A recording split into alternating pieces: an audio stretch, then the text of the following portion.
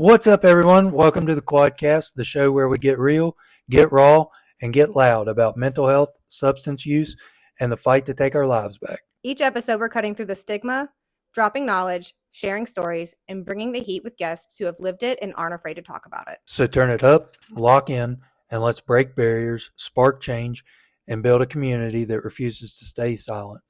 You're tuned into the Quadcast, and let's get into it. You can find us on Patreon, Facebook, Instagram, or email us. The Quadcast is always looking for new guests, whether you're individuals that have experienced it, you're in law enforcement, treatment programs, nurses, doctors, or anyone that just has something to say. Come share your story with us on mental health or substance abuse. Warning, there's cussing in this video. If you don't like swear words, well, you're watching the wrong damn show.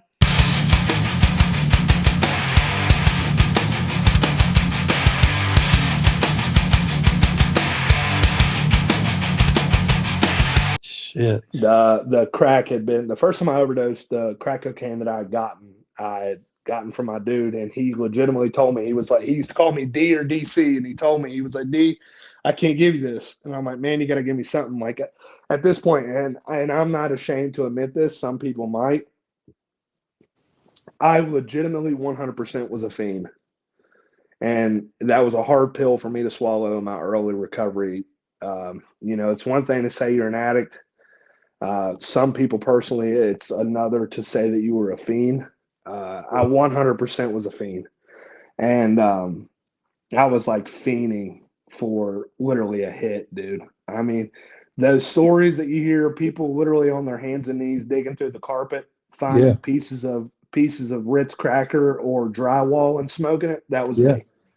I mean, that legitimately was me, man. And I remember him as plain as day telling me, he's like, Dalton, I can't give you this. D, I can't give you this. And I'm like, man, you got to give me something. And I remember him going to the bathroom, and I like stole some and put it in my pocket. And I went back to the house and I smoked it and overdosed. And he was literally trying to save my life. He was trying to tell me like this shit's laced, and he just didn't want to tell me. And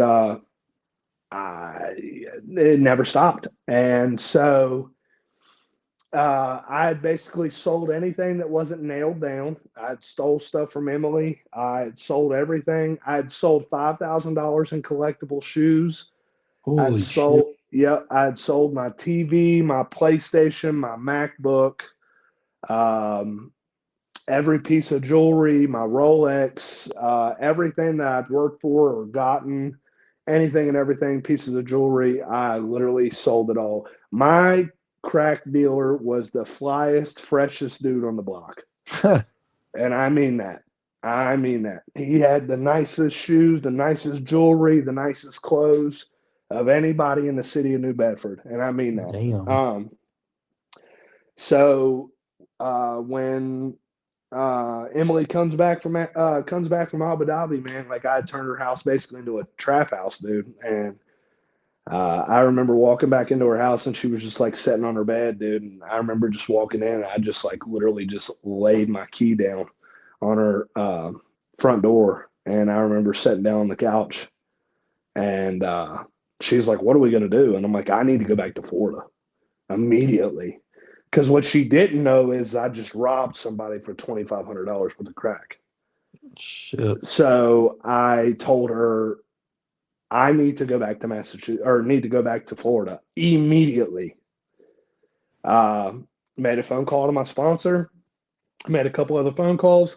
They had me on a plane in like 24 hours. Damn. Yeah, I was very, very, very fortunate, man. So back to Florida I go. 30 days goes by. They give me my phone back. I get my phone back, and I get a phone call from UPS. Hey, we want to offer you a full-time job. Oh, shit. But you got to come back to Massachusetts. Oh, damn. I remember my UPS driver calling me. He's like, bro, I've been trying to get a hold of you. They've been trying to get a hold of you for days, like, or a month. Like, where you been at? Yada, yada, yada. And I was like, oh, man, I just had to get right. Yada, yada, making up this big lie and all this other stuff. And needless to say, Mac, I wholeheartedly convinced my entire treatment team, my therapist, my case manager, my sponsor, my mother, everybody. I had everybody convinced that like I was going back for this job and I was going to do everything I needed to do. And my UPS driver was going to let me live with him until I got enough money saved up to get my own place. And I had it all. I God. had it all planned out. Had it all planned out. I Oh, landed. I landed in Providence, Rhode Island at 8:30 p.m. I had a cracked stem in my mouth by 10 o'clock driving downtown Massachusetts. that I didn't was. take long. No, dude. I had the drop and delivery planned out before I took off in Florida. I sent the text message as they were wheels up. Oh my God. Yep. Yep. I had a cracked stem in my mouth driving downtown New Bedford, Massachusetts about 10 o'clock that night. So I'm like barely making it to work, and then work's not working for me. And I'm like, I'm not doing this anymore. And so I'm like staying out, not coming back to my dude's house. And then I did come back to the house, and then she was like, you can't be here around these kids. And I was like, you're probably right. And You ain't wrong. yeah, you're probably not wrong. So yeah, okay, I'm going. And so I'm homeless. And in 2018, it snowed 28 feet in 1 month in Boston. It's still a national record to this day. So New Bedford's an hour outside of Boston. It snowed 28 feet in 1 month in Boston. And I'm homeless in this at the time, man. So I'm now living out of my car. Um, I am suffering some. I'm lucky I still have all my fingers and toes. I don't know how I still have all my fingers and toes, but I do. Um, I am. I remember legitimately going and picking up and dropping off drugs for people just so that I could walk around, just so that I could stay warm. So, one thing led to another, man, and talking about those God shot moments that they talk about. My mother, being my mother, um, I'd asked my mom for some food, and my mom had set up a delivery for me, and had it delivered to this house. And me being in the midst of my addiction, not thinking anything of it, I had my mom deliver food to the dope house. Oh hell. So, needless to say, after a while goes by and I'm not answering the phone, I'm at the dope house and there's drugs and there's shit going on, and we hear a toot toot toot toot toot. And I go downstairs and it's two New Bedford police officers, and they're like, "Is Dalton here?" And I was like, "Yep." Oh shit. And they're like, "We're gonna need the keys to that car." And I'm like, "Okay." And instead of me holding on to a set, I gave them both sets because I was shitting razor blades. So I give them both, and they're like, "Are you okay?" And I'm like, "I am perfect." And they're like, "Okay, have a good day." So as soon as they walk out, I immediately knew that my run was over because I knew that I wasn't going to be allowed to come back to this house because everyone's going to think that I'm a rat or something. Right. So I remember going upstairs and my dude was like, "What's all that about?" And I told him, and he's like, "Well, you got to go." And he's like, "Bro, you're bringing the cops to my house. I got kids here. I got dope here, all this stuff." I'm like, "All right." So I roll out, and now, okay, I'm homeless. Now I have no car. Um, I remember that night breaking into my car just so that I could find enough clothes to cover up with, just so that I didn't freeze to death. Sure. Because again, the wind blows 40 and 50 miles an hour daily there. Right. Um, Plus, it's just so cold in fucking general. yeah, so I find myself in this patch of road that is split between there's a McDonald's, there's a KFC, a Little Caesars, and a Dunkin' Donuts. And I used to go behind all of these said restaurants, and I would dig through the garbage and find what was edible or what had been thrown away that wasn't frozen rock solid. And I would take it all and I would put it in a Little Caesars box. Mm-hmm. And I found my way down to the Catholic church that's right downtown, right close to the police department in downtown New Bedford. And it's an old Catholic church that has like the 1,000 lit candles at the front of the altar.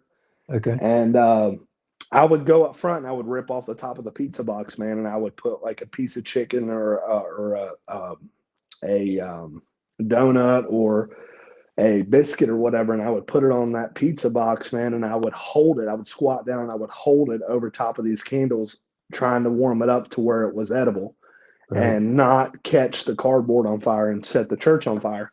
Oh my Um, God. so then I would try to eat this food, and then after that, I would go and I would go and hide in the confession room until that morning when the people of the church would show up, and I'd sneak out the back, man. And I did that for a while, just eating out of dumpsters and just living like a homeless junkie, dude. That's all I did till I had been up for about 10 days. I was starting to hallucinate, and I was really, really, really out of my mind. Um, I'd been told that my sister was back in town, and I was fully convinced that my sister had went to the police department and gotten my keys to my car. But I was too scared to go to her house because I was afraid she was going to kill me if she saw me. Right. So I took it upon myself, 10 days, no sleep, hallucinating, completely and totally twacked out of my mind. I walked into the police department, Oh, hell. just jolly walking right on in. And I walked right up to the police department and I walked right in. And the guy turned around and looked at me and said, "How can I help you, son?" And I said, "Hey, how's it going? My name's Dalton Cline. You guys confiscated keys to a Jeep Grand Cherokee not too long ago. And I was just wanting to know if I can get those keys back." And I remember him saying, "Hold on one second." And he turned around and he was on the phone. And the next thing you know, he turned around, looked at me, and turned back around, was talking on the phone, and turned back around and looked at me, and then turned back around one last time and threw his hand up and shook his hand in the air. And the next thing you know, that lovely safe case door opened up and 7 police officers surrounded me in No shit. the, yeah. And talk about a God shot, right? This is another one of those, "Hey, dumbass, you probably should like listen to what's going on here." My mother was on the phone with the police officer Oh God. within minutes of me walking in that front door because she was putting a Baker Act out on me, Oh, which is a mental hygiene in Massachusetts. right.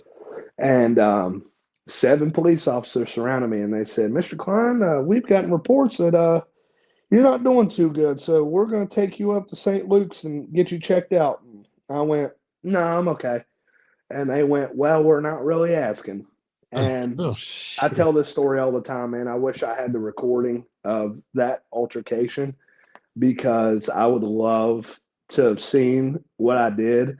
Because I legitimately remember going to put my hands in my pockets and I'm like, "Don't put your hands in your pockets." And then I remember looking around the room and I verbally counted out 1, 2, 3, 4, 5, 6, 7. Fuck it. All right, let's go. Like I was gonna fight my way out of the police department. Yeah, like an idiot, dude. I'd been up for 10 fucking days, dude. Um, so yeah, they take me to the hospital, man, and I end up in the psych ward, handcuffed to the gurney. Shit.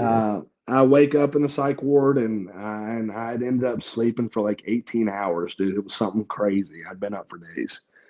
Um, I get out of the hospital. They send me to this holding center so they can get me back down to Florida to go back to treatment. I go back to treatment. I um, I end up going back down there. I get sober. I'm down there for a good 6 months, and I get a phone call from my mom after like 6 months, and she's like, "Hey, I got a great idea." And I'm like, "What's that?" She's like, "Why don't you move back to Lewisburg and move in with Dennis and I, and you can start selling cars?" And I'm like, "Bingo, perfect. It's what I've always wanted to do in the first place." So yeah, that sounds great, Mom. So I moved back to West Virginia, and I start selling cars. And I start going to meetings, and I'm doing what I need to do, and then I meet a woman.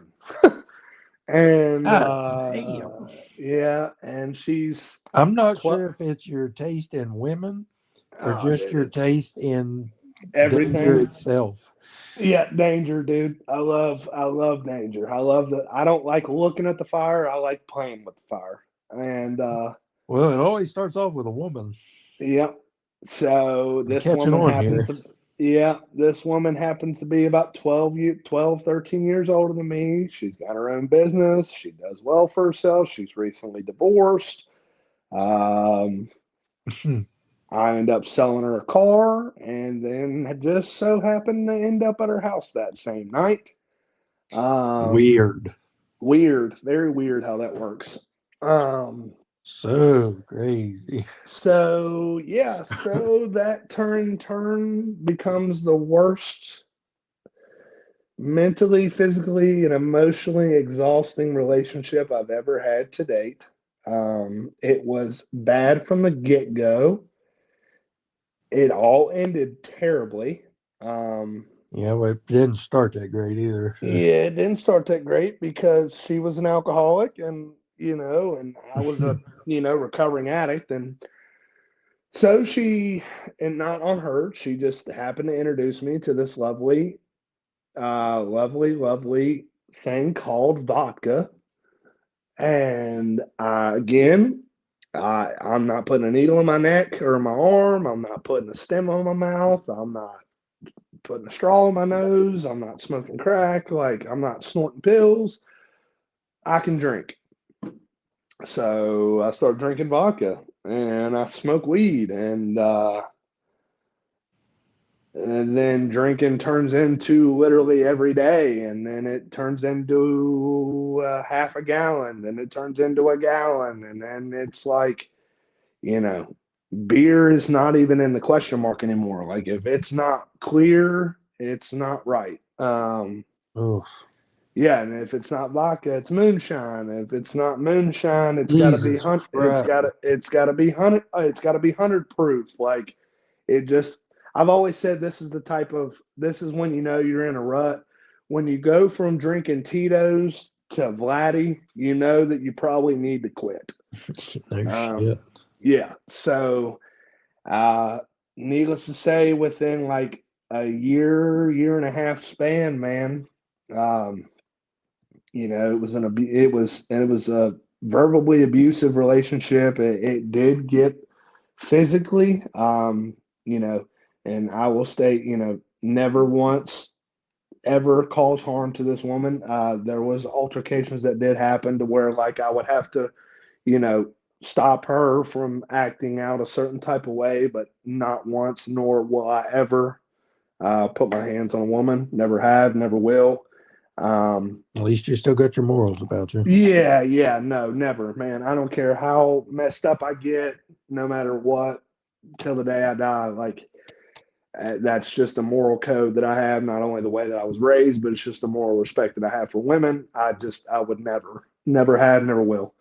But that's Um, crazy to think that even in that state of mind that oh yeah, your ingrained morals and oh yeah, are still there. Like oh it's yeah, crazy. yeah, man. And I mean, like, and I remember it got so bad that like my mom like had to like take pictures for proof to like because like I had markings and things like that, and Holy shit. yeah, and I remember my mom had to like show up and had to come basically get me out of this house because of how bad it got, and it turned into it legitimately, man, it turned into a nightmare. I mean, we were two crazy alcoholics that had both had problems, and we were taking it out on each other, and it was basically like who could get drunk faster, and it was just, she was going through stuff, and so was I. I was trying to fix me, and I hadn't even fixed me, and I was just drowning me out with alcohol, and she was doing the same thing, and we thought that we could fix each other, and it just made it worse. And Putting a yeah, band-aid on it yeah, with a toxic relationship. yeah, and just things got out of hand. I mean, truly, they did. They got completely out of hand. And listen, I reached out to her shortly after I got sober this last time, and I hope that she's doing well. I wish nothing but the best for her. It was just a wrong place, wrong time for us. Um, I still have good feelings for her. And what I mean by that is like, I hope that she's okay. I wish nothing bad about her. I loved her family. Uh, she had a daughter, and she's the sweetest thing in the world. And I hope that she's doing good, and I wish her nothing but the best. It was just the wrong place at the wrong time, and I hate the way that things went, and I hate the way that it happened. But um, But honestly, it could have it's a happened part of the without. story. It could have Yeah, happened without exactly. the substances. So Yeah, I mean, it could have. that is that's normal life. Yeah, it could have, man. And so, needless to say, man, like, she had some of my stuff still at her house, and I wanted it back. And Mom and Dennis are on vacation, and I'm, at home by myself, and I'll never forget it, man. I was told, like, don't go by there, don't go by there, don't go by there. Everyone in the world's telling me, don't go by there. And I remember getting ready to pull down the road to the house, and my boss, Chris Glover, the one that owns Greenbrier Cut Flowers, right beside, Okay. yeah, right beside Greenbrier Motors. I'll never Yeah. forget it. Another God shot, right? He calls me as I'm getting ready to turn down the road, and he's like, "What are you doing?" And I'm like, "Oh, nothing. Getting ready to go home." He's like, "Where are you at?" And I'm like, "Oh, I just stopped at the gas station, getting ready to go home." He's like, "You going by there?" I'm like, "No." He's like, "I will come get you right now. Do not go by there." And I'm like, "I'm not." And he's like, "Well, call me if you need me. I will come get you right now if you need me." I'm like, okay. As soon as I hang up the phone, drive right down there. Jesus Christ. Now, I'm pissed off at this point. So I roll in a brand new Tahoe, blaring music, roll in like a jackass that I am. And I go up to the door and I bang on the door, and I'm like, give me my shit, and I want my stuff, and just please give it. And I remember going over to the window where the bedroom was, and I remember her getting up and going into the bathroom. And I remember her closing the door. And at that point, my what little bit of brain cells I had left clicked. Oh Jesus. And I was like, oh, yeah, it's time for me to get out of here. So as I roll out, I go around the subdivision, and as I pull out, I see 3 Lewisburg cops pulling into the subdivision, and I hightail it out of there. So in the back of my mind, I tell myself, go to Maggie's, which is Dennis's oldest daughter. Go to Maggie's, Right. park the car. Go to Maggie's, park the car. And I'm like, nah, I'm in this Tahoe. I'm good. So what does Dalton do? Oh, he just goes right down 219, right past Walmart. And so lo and behold, right past the interstate on the right there sits the chief of police. And I go blaring by him at 95 in a 35. And I blare past him, and I whip it down into the Elks Lodge pool, and I realize if I wreck this car, I'm in more trouble than I am going to jail. So Yeah. let's just, again, I'm a gambler, love rolling the dice. Let's just see how far I can take this. So what do? I whip it right up in the Elks Lodge pool. Before I get the window down, I have a 9mm at my cheek. Oh And shit. I'm like, okay, so he's not happy. Again, my excuse my language, my fuck it is gone. I Yeah, well, could, that's a sure sign that it's not going to go your way. yeah, I don't care at this point, Mac. Like, I don't, it could have been, honest to God, and I mean this with all due respect, it could have been you with that gun in my face. I wouldn't have gave a shit. I Once would have you not gave a shit that day. once you reach that level, it's gone. Yeah. So, I remember them pulling me out of the car, and to put it to you like this, I was in a 2018 LTZ Tahoe. Um, I had $500 in cash, a half a liter Hunter proof vodka, and a 410 Judge with 5 slugs in it. The gun wasn't mine. The car wasn't mine. Oh shit! So I said some I not bet so good I bet choice you of didn't even words. touch the damn running board when you come out of there either. No, I didn't. Well, they put me through. Listen, I told them straight up, and I didn't care how drunk I was. I told them I'm gonna pass any field sobriety test that you give me. And I mean, still to this day, it wouldn't matter if I drank until I couldn't stand up right now. I can pass any field sobriety test. It's the breathalyzer that gets me every time because I Yeah, still got good balance and I've got good mechanics. I can do all of that. It's the breathalyzer that gets me every time. yeah. So, It's hard to beat those. yeah, so I was just like, yeah, throw me through any test you want, boys. Let's have fun with it. So I become an absolute smartass, and I start talking to them the way I shouldn't. And I said some not so choice words, and I may or may not have slipped and fell and hit the door before I went into the back of the cruiser. And Yep, those stairs will always get you. they get me every time, man. And I got me a nice little trip to Southern Regional Jail that night. Um, So now I go to jail, and I legitimately remember them saying, "We were going to let you go home, but you just don't know how to shut the fuck up." I'll never forget them saying that. And I go, Well, well, you know, being Lewisburg PD, yeah, I'll go ahead yeah, and draw conclusions. yeah. I know you know as well as I do. I knew I was booked as soon as I saw how quick those cops got there. I knew that it was fishy on how those police officers got there so quick, but that's why I was mouthy because I knew they didn't have nothing on me. But another reason they were so pissed is because they never could catch me when I was doing what I was doing a few years prior. Right. So when they finally caught me drinking with a gun, all this stuff, they were gonna have some fun with me. So I go to jail. I get out, and I'll never forget this. Um, I remember calling Chris, the same person that called me before all this shit went down and said, "Don't do it." Called me. I called him, and I was like, "I need you to do me a favor." And he's like, "I can't help you." And I'm like, "What do you mean?" He goes, "Everybody already knows you're in jail. Your dad's on his way to pick you up." I was like, "My dad?" And he's like, "Yeah." I was like, "You mean my fucking father?"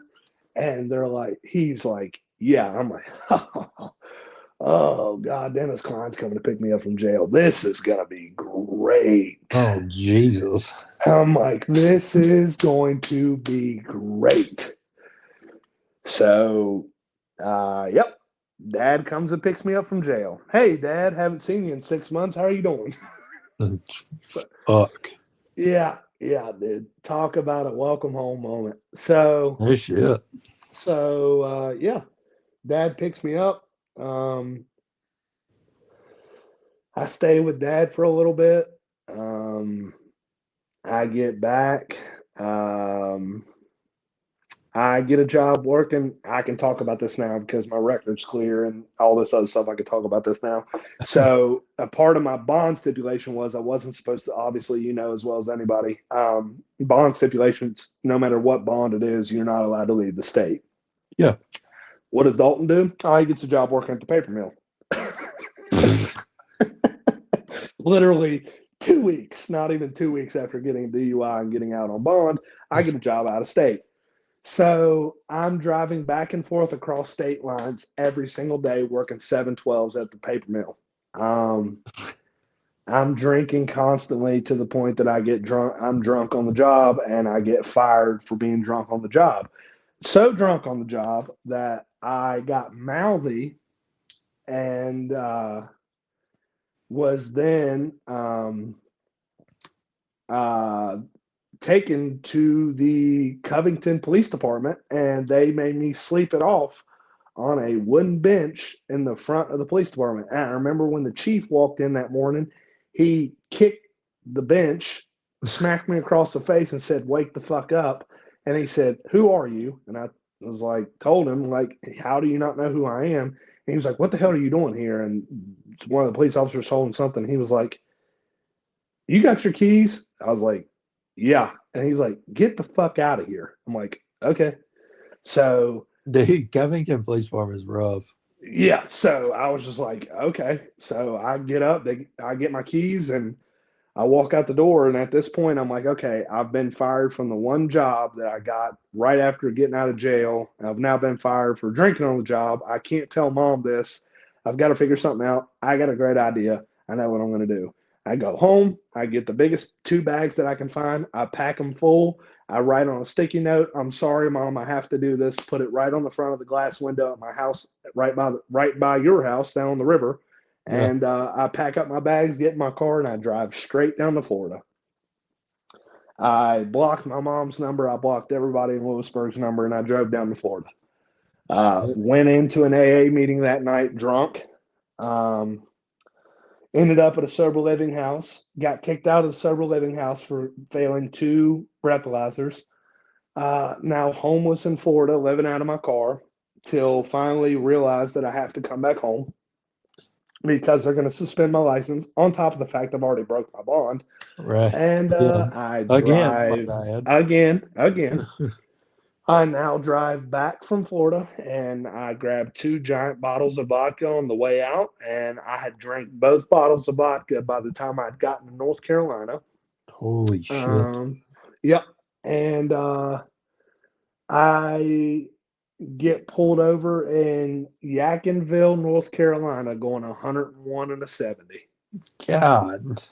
As I pulled over, I had just stopped at a gas station to get one of the big, tall Bud Light bottles, like the big, like 20 some ouncer. Yeah. Yeah, like the big close, boys. yeah, it'd probably be close to like 30. Yeah, that's about right. It wouldn't fit in my cup holder, put it to you like that. And as soon as I get pulled over and I hit the brakes, it falls into the floor. And as the police officer pulls up to the window and I roll down the passenger window, you just hear thump, thump, thump, thump, thump, as it's unloading on my floorboard. And he goes, "What's that?" And I go, "Oh, man, I just got that from the gas station." I said, "When I saw you, I slammed on the brakes and it must have broke when it hit the floor." And he goes, "Broke?" I was like, "Nah, I'm just bullshitting you, man. I just cracked that thing open." And he goes, "Step out of the car." So I step out of that car, and I'm sitting there talking to him for a minute. And I was just like, "Sir, I'm going to be completely honest with you. I'm going to pass every field sobriety test that you give me, but I'm going to fail that breathalyzer." And he said, "Well, what do you want to do?" And I go, "Set him up, shop. Let's try it." And I blew in the breathalyzer, and I obviously failed, and I went to jail. And I go to jail, and I remember the next day I wake up. I was on the phone with my mother when I got pulled over, Mac. Oh, shit. Swear to God I was.